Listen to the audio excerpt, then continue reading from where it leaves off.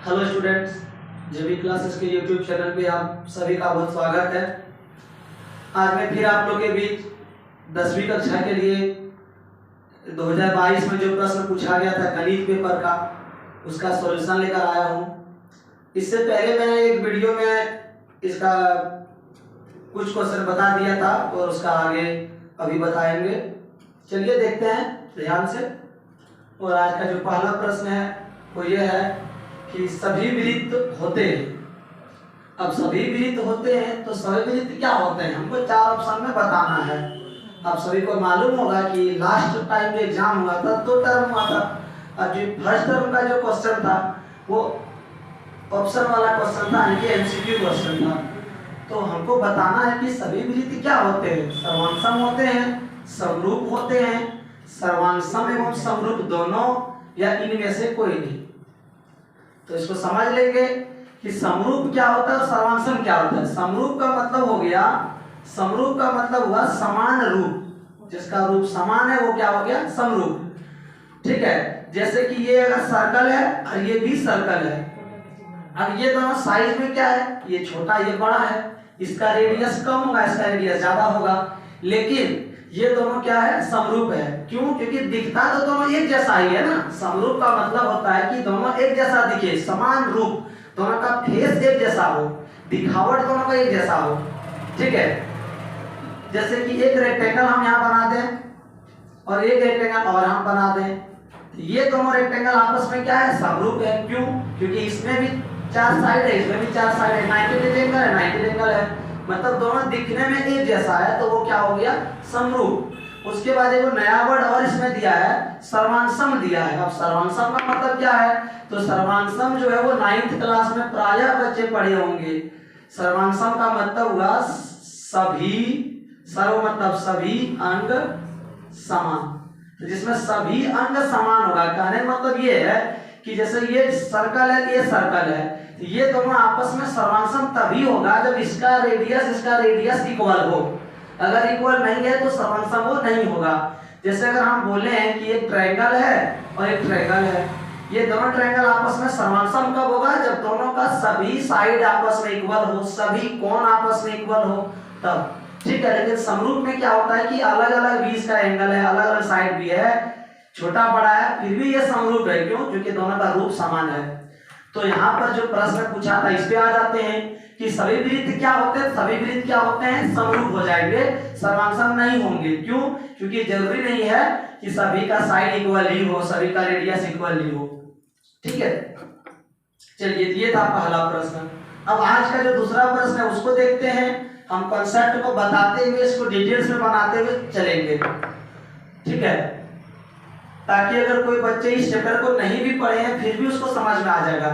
अब यहाँ पर जो प्रश्न है, आकृति में DE समांतर BC, मतलब ये DE जो है, इस एक त्रिभुज है हमारे पास, इस त्रिभुज में ये DE जो है ये क्या है, BC के समानांतर है, ये दोनों लाइन आपस में समांतर है। तो बोलता है EC का मान ज्ञात करें। तो ये EC जो है बच्चों, देखो यहाँ पे 1 सेंटीमीटर है, यहाँ 1.5 है, यहाँ 2 है, यहाँ पे नहीं मालूम है ये EC कितना होगा।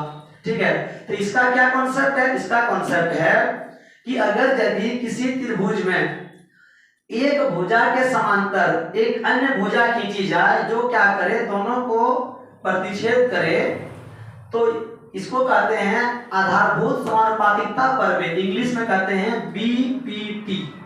BPT क्या होता है, बेसिक प्रोपोर्शनल थ्योरम। ठीक है, इसको थेल्स थ्योरम भी कहते हैं। इसका क्या है कि अगर ऐसा रहे तो क्या होगा, ये वाला AD/DB करेंगे, ये यहां से यहां तक लेंगे AD और इसके नीचे इसको लिखेंगे DB और बराबर का चिन्ह देंगे और AE/EC, मतलब AE देंगे और इसके नीचे EC।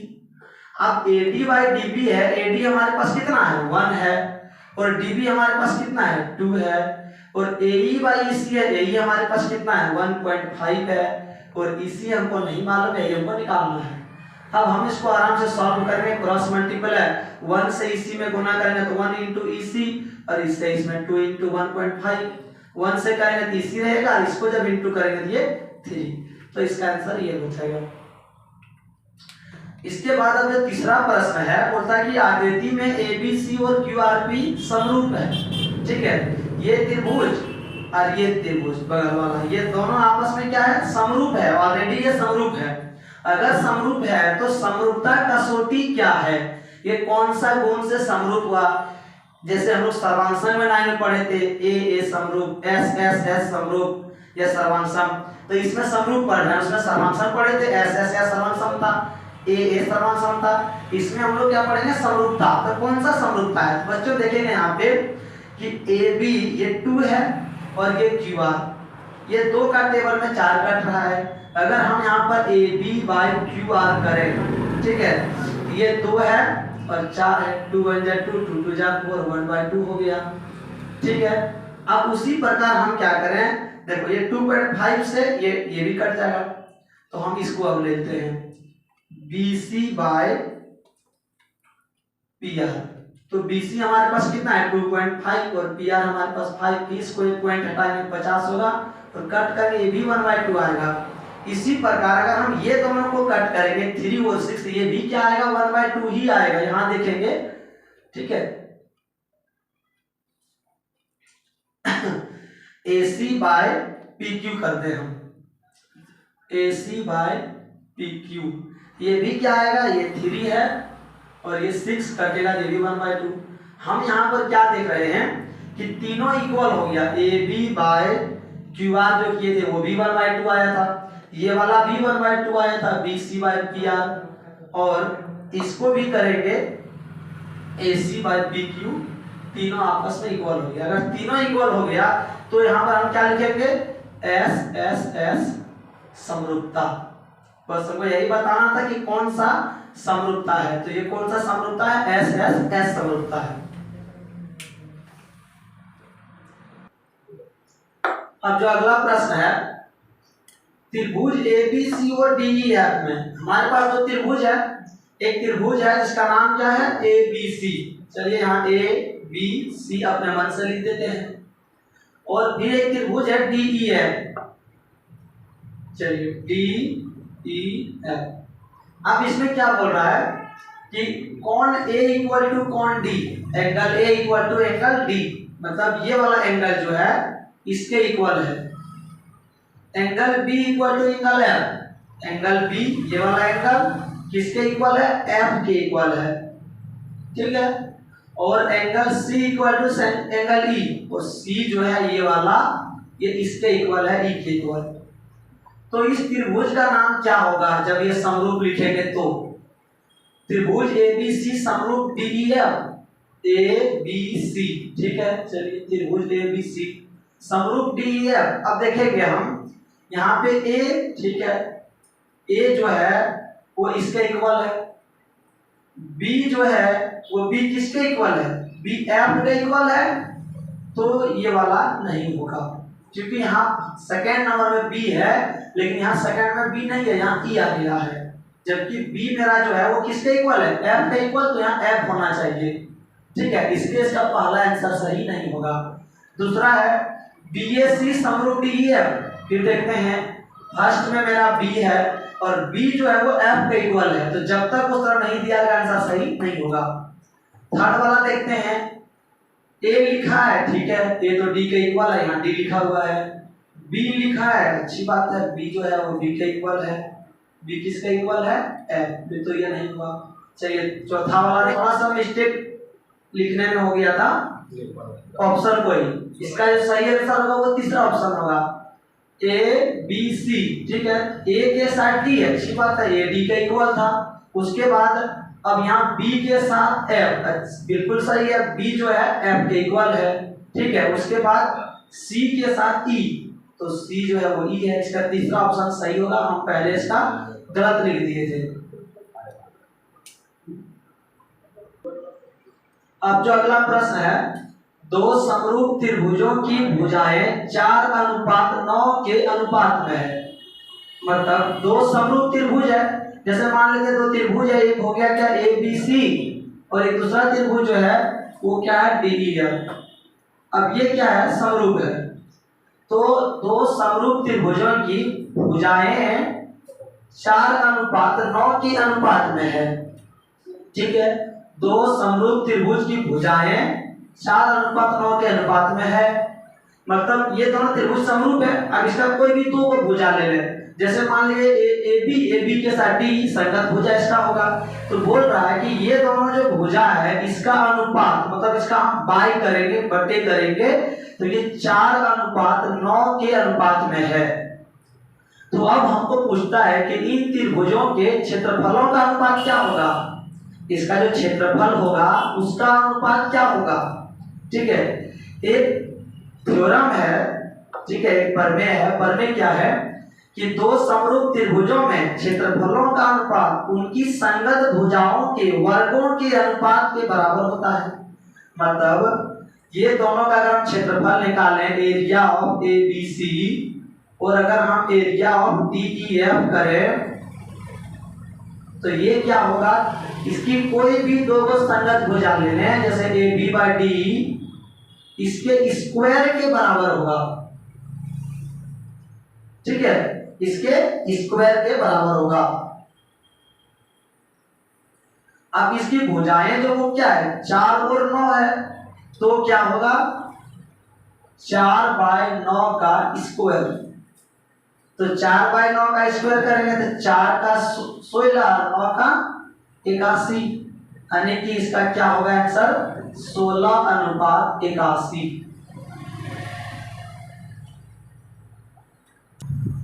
अब जो अगला प्रश्न है, एक समकोण त्रिभुज में कर्ण जो है वो 13 सेंटीमीटर है। एक समकोण त्रिभुज में कर्ण 13 सेंटीमीटर है एवं एक भुजा 12 सेंटीमीटर है। समकोण त्रिभुज ऐसा त्रिभुज होता है, ठीक है, इसमें अगर हम बोल दे कि कर्ण जो है वो 13 है, चलिए ये 13 है, और भुजा 12 है। अब कौन सा भुजा 12 यहाँ नहीं लिखा है, हम इसको भी 12 फुट कर सकते हैं, इसको 12 फुट कर सकते हैं, जिसको वो करना है किसी एक को हम कर लेंगे। चलिए मान लेते हैं हम यहाँ पे ही 12 लिख दिए इसका। तो अब बोलता है शेष भुजा क्या होगी, मतलब एक जो भुजा बचा हुआ रह गया इसकी भुजा क्या होगी।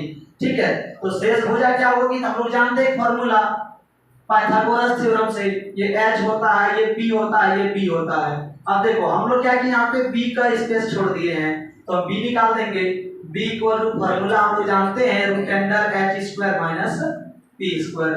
h हमारे पास 13 है, 13 का स्क्वायर कर देंगे। p हमारे पास 12 है, तो 12 में स्क्वायर मार देंगे।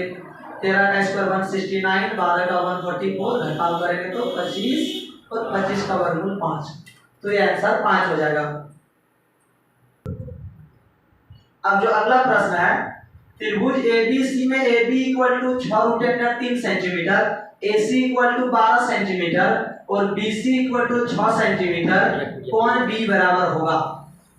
मतलब कोई त्रिभुज है, एक ABC है, ठीक है, इसमें मान लेते हैं अगर हम इसको AB नाम दे दें, ये वाला 6 रूट अंडर 3 है, और अगर AC मान लें, AC ये वाला C दे दें तो यहाँ पे 12 और BC ये वाला 6। तो अगर ऐसा रहे तो ये जो त्रिभुज होगा इसमें कोण B बराबर कितना होगा, ये वाला कोण कितना होगा।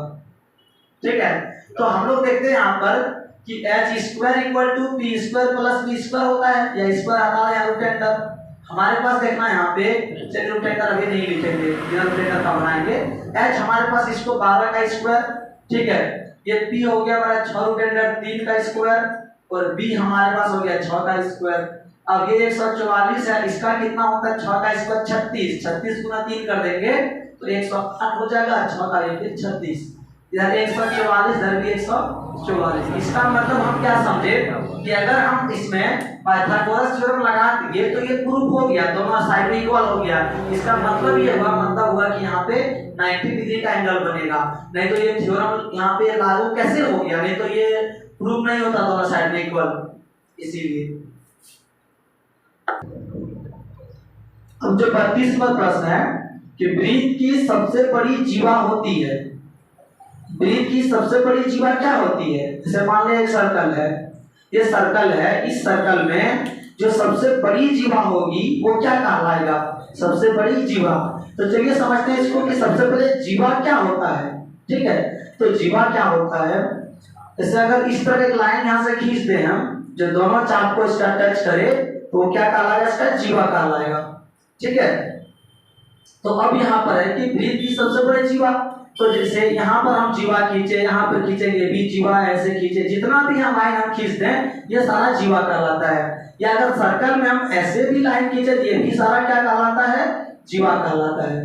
ठीक है, अब पूछा है इसमें कि सबसे बड़ी जीवा क्या कहलाती है, तो सबसे बड़ी जीवा कौन सा हो गया, तो सबसे बड़ी जीवा जो होगा बीचों बीच में होगा। और हम सभी को मालूम अच्छे से होगा कि अगर वृत्त में बीचों बीच में लाइन खींचते हैं ये जो वो क्या कहलाता है, व्यास कहलाता है, डायमीटर कहलाता है। ठीक है, तो यहाँ पर जो प्रश्न पूछा था कि वृत्त की सबसे बड़ी जीवा होती है, तो वृत्त की सबसे बड़ी जीवा क्या कहलाएगी, इसका व्यास कहलाएगा।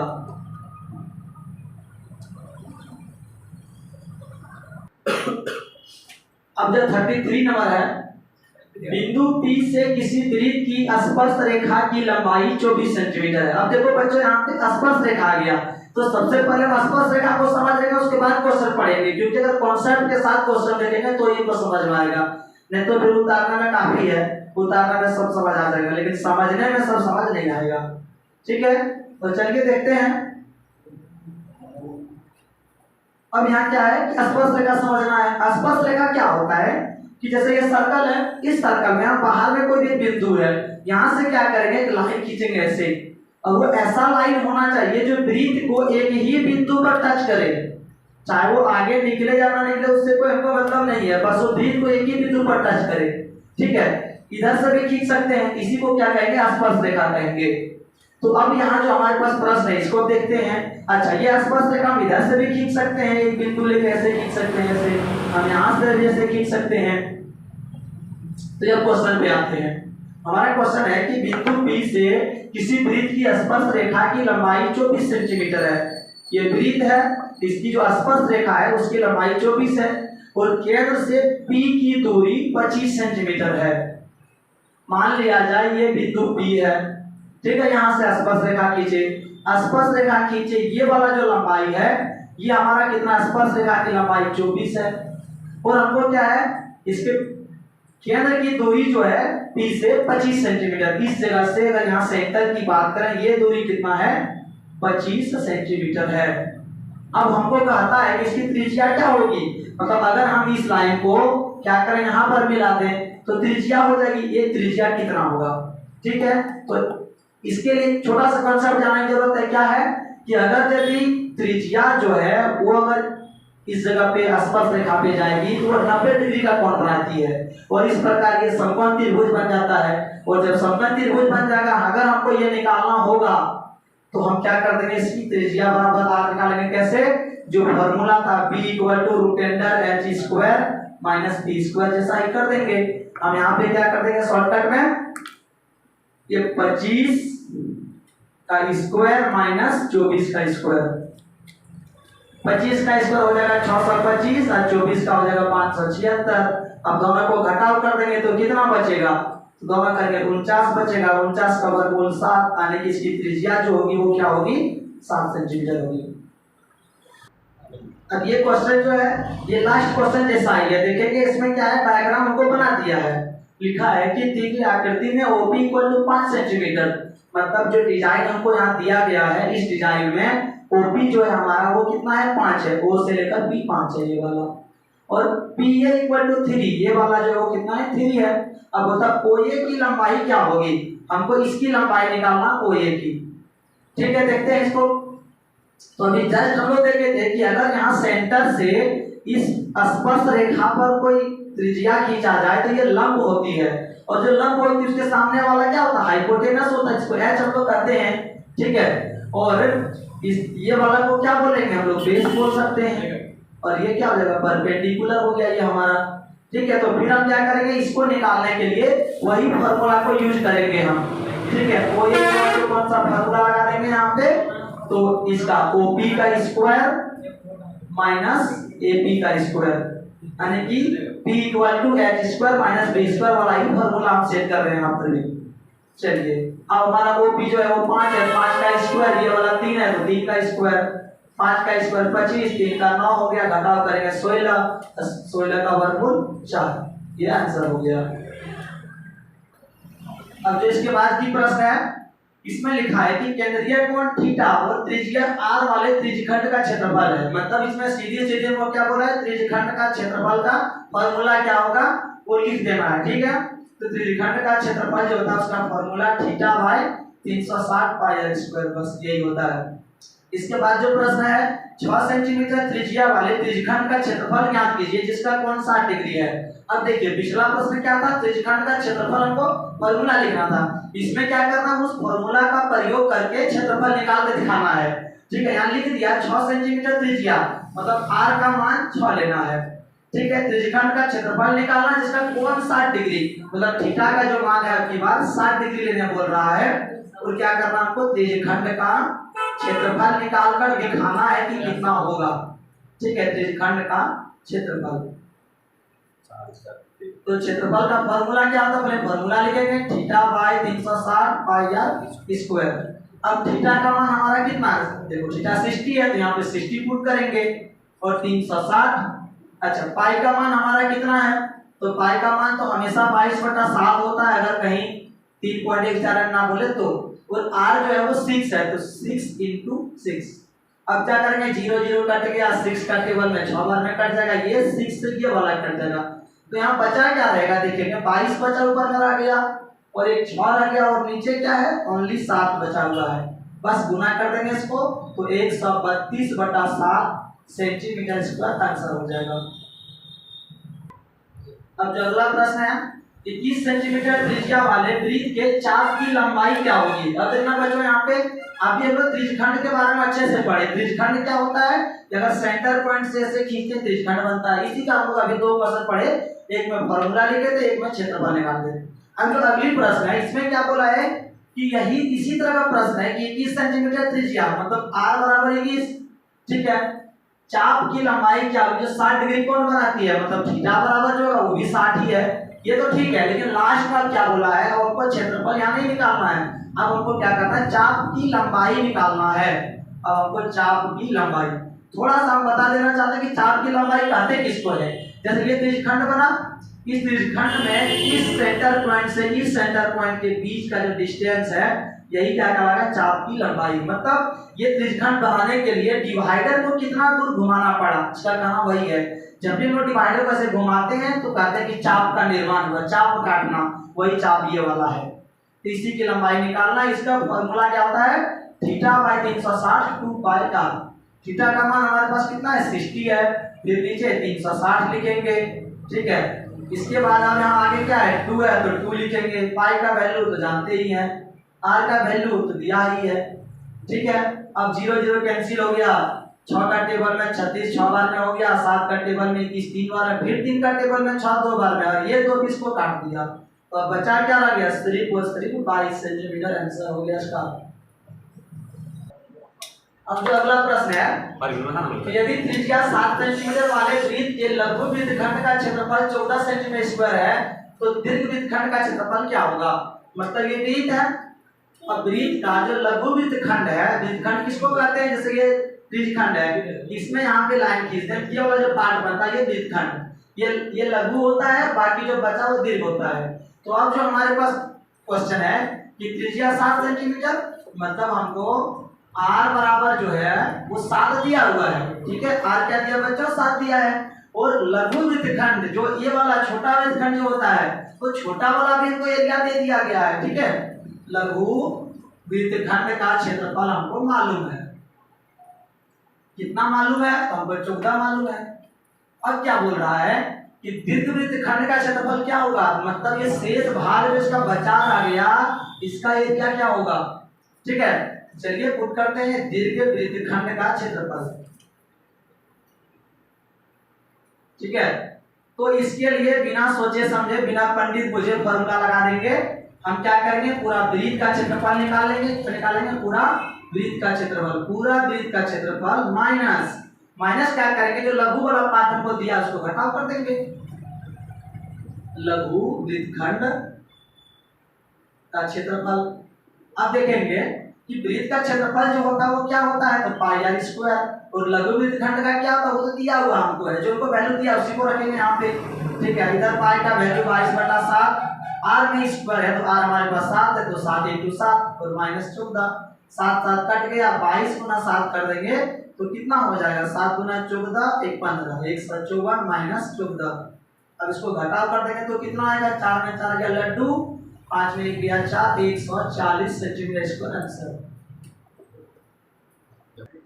अब जो अगला प्रश्न है देखेंगे ध्यान से, इसको बहुत मजा आने वाला है। एक छतरी में 8 ताने हैं।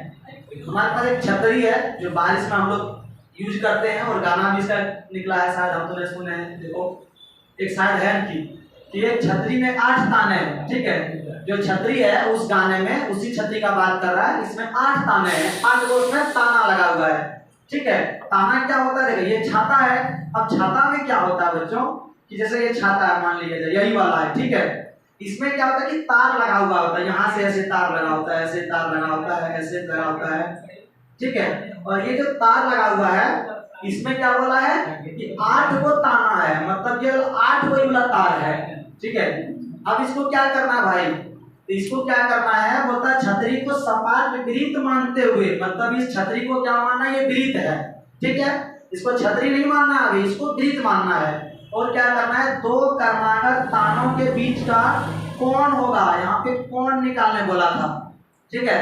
कि 2 को अगर तार है, ये दोनों तारों के बीच का कोण कितना डिग्री का बनेगा दोनों के बीच में, ठीक है। क्योंकि हम लोग जानते हैं जहां पर 2 लाइन ऐसे झुकता है तो उसके बीच में जो झुकाव होता है उसको कोण कहते हैं। जब यहाँ पे 2 लाइन ऐसे हो रहा है तो कोण बनेगा, तो कोण कितना डिग्री का बनेगा, वही हमको क्या करना है, निकालना है। सबसे अच्छा बच्चों, सबसे शॉर्टकट, सबसे सीधा, सबसे आसान, सबसे सस्ता, सबसे टिकाऊ समझना है कि अगर ये वृत्त है, ठीक है। जब वृत्त हमको मानने बोल दिया, छाता तो मानना है नहीं, तो इस बिंदु पर टोटल कोण कितना डिग्री बनेगा, तो किसी भी वृत्त पर टोटल तो 360 डिग्री कोण बनता है, और 360 डिग्री कोण बनता है। इसमें अगर 8 को तार हम लगा दिए तो 8 को तार लगा दिए तो क्या भाग में बट गया, 8 भाग में बट गया, मतलब वो जो 360 डिग्री कोण बना था वो अब क्या हो जाएगा, 8 भाग में बट जाएगा। अगर हमको बोलेगा कि 2 तारों के बीच का कोण कितना बनेगा, तो क्या करेंगे, 360 को हम 8 से भाग दे देंगे, और जब हम भाग दे देंगे इसको तो कटाएंगे तो ये 45 बार में कटेगा, और इसका आंसर क्या हो जाएगा, 45 डिग्री। तो बच्चों अभी हम आप लोगों को एक अच्छी न्यूज देने वाले, खुशखबरी सुनाने वाले हैं। और खुशखबरी ये सुनाने वाले हैं कि अभी का जो वीडियो है यहीं तक है, ये लास्ट क्वेश्चन आज का था, ठीक है। अब हम लोग नए वीडियो में नए चेहरे के साथ, नए उम्मीद के साथ मिलेंगे, तब तक के लिए जय हिंद।